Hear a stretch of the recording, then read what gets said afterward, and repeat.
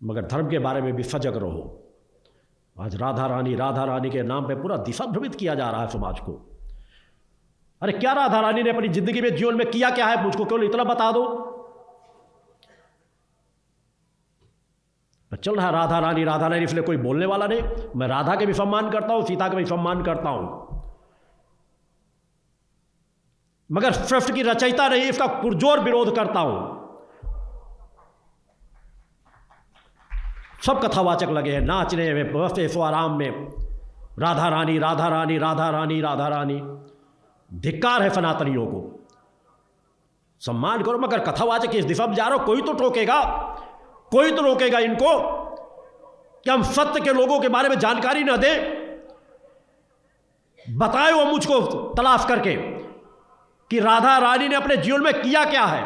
जो सत्य किया भी है उसे बताते भी नहीं, बस राम कृष्ण के साथ प्रेम प्रसंग की बातें। उसके बाद क्या किया?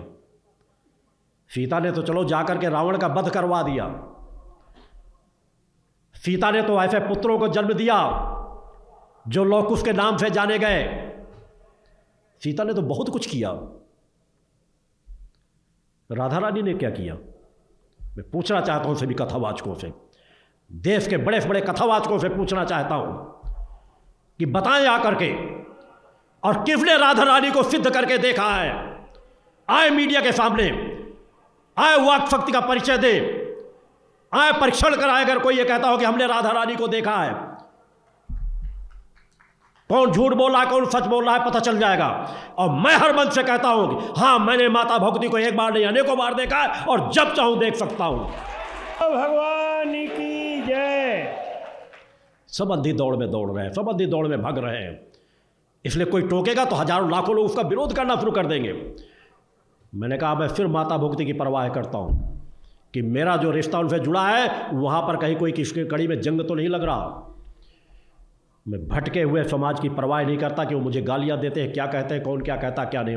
मैं मान अपमान से परे जीवन जीता हूं, न मान से खुश होता हूं न अपमान से परेशान होता हूं।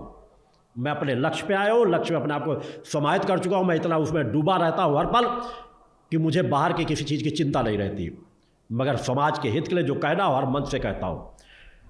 अब तक ये आवाज़ नहीं उठा रहा था, मगर समाज में मैंने जब देखो, जिसको अनेकों लोग बीच बीच में आके बोलते हैं, मिलते आकर कि वो ये ऐसा कह रहे हैं, वो तो बहुत बड़े बड़े, बस राधा रानी ही श्रेष्ठ है। अरे ठीक है, कोई भक्त कंकड़ पत्थर को पूजो, मैं उसके लिए कभी मना नहीं करता।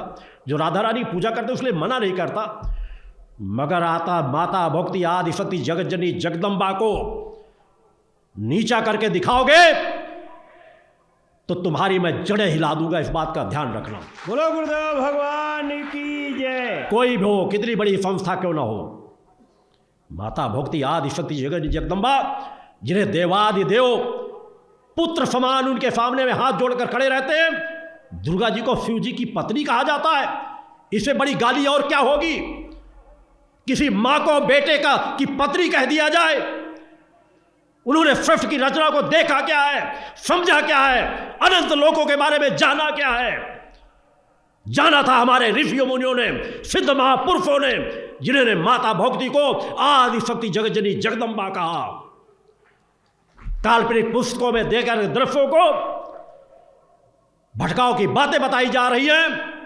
धिक्कार है ऐसे कथावाचकों को, धिक्कार है ऐसे लोग जो अपने आप को ज्ञानी कहते हैं, और धिक्कार है उन शंकराचार्यों को जो ऐसा कहने पर भी आवाज नहीं उठाते। मैं धिक्कारता हूं उन शंकराचार्यों को।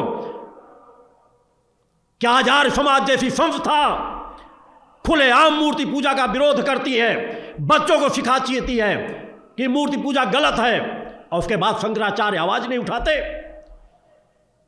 आवाज उठानी पड़ेगी। कोई नहीं उठाएगा तो इस सत्य के मन से आवाज जरूर उठेगी, क्योंकि समाज को जगाना मेरा कर्तव्य है। अतः सत्य को पहचानो, जानो, अंधी दौड़ में मत भगते चले जाओ कि जो बिक रहा है उसे हम भी खरीद लें। जो दिख रहा है वही सत्य है। सत्य दिखता कम है, कलिकाल का वातावरण है, असत्य आज छाया हुआ है।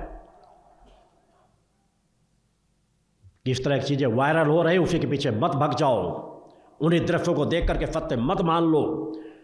पुराने धर्म ग्रंथों को पढ़ो, सब कुछ समझ में आ जाएगा। और जिसे न समझ में आए वो मुझसे मिल ले, मैं उसे समझा दूंगा। अतः सही विचारधारा का पालन करो।